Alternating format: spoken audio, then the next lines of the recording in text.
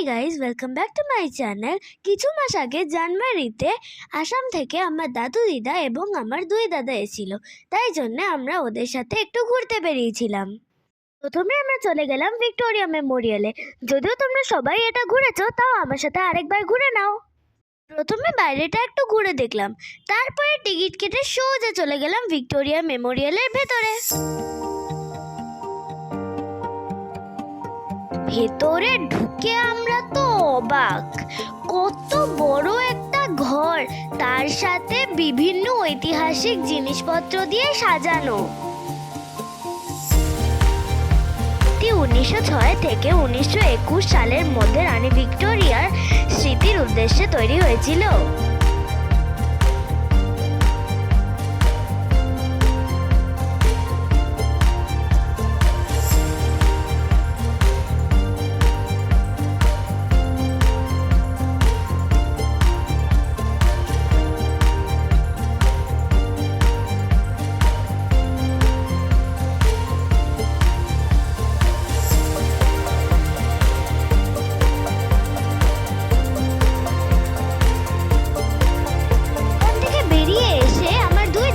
ফটোশুটি করে যাচ্ছে, কখনো ভিক্টোরিয়া ফটো তুলছে, আবার কখনো নিজেদের ফটো তুলছে।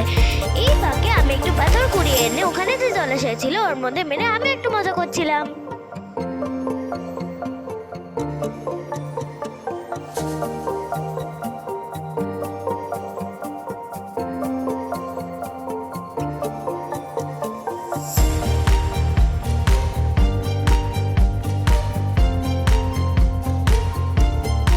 এবার আলাপ করিয়ে দিই আমাদের সব থেকে ইম্পর্টেন্ট পার্সন, আমার ফুলদার ফুলদি। ওরা হলো আমার ফুলদার ফুলদি। আমরা পুরো ভিক্টোরিয়া মেমোরিয়ালটা ঘুরে দেখছিলাম, আর এরা একটা জায়গায় বসেছিল।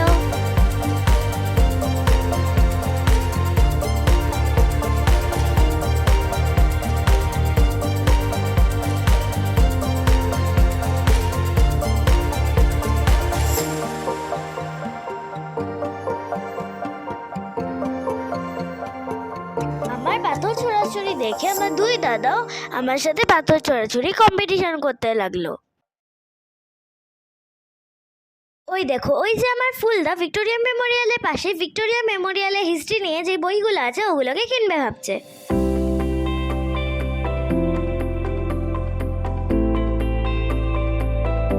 আর এইদিকে আমার ফুলদি চলে গেছে জুয়েলারির দোকানে কানের দুল কিনতে, কিন্তু একটাও কানের দুল পছন্দ হয়নি, তাই ফিরে এলো।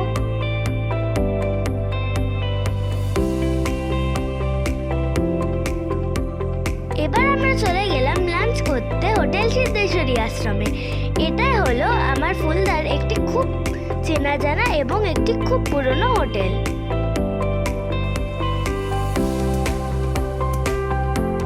হোটেলটা যে বিশাল সুন্দর দেখতে তা কিন্তু নয় গাইস, কিন্তু এদের খাবার দাবার কিন্তু অসাধারণ।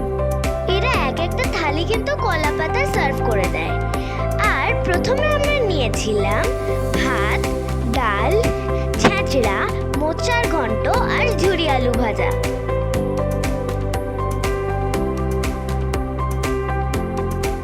এদের একটা জিনিস কিন্তু আমি লক্ষ্য করলাম, এরা জল গ্লাসে দেয় না, এরা জল দেয় পিওর মাটির ভাঁড়ে, যাতে জলটা ঠান্ডা থাকে।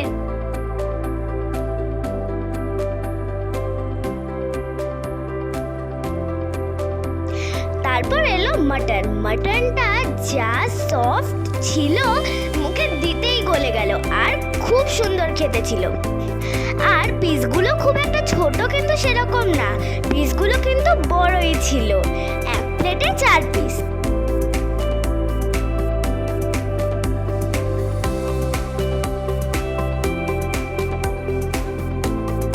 দামটা যে বেশি বিশাল কিছু কিন্তু সেরকম না।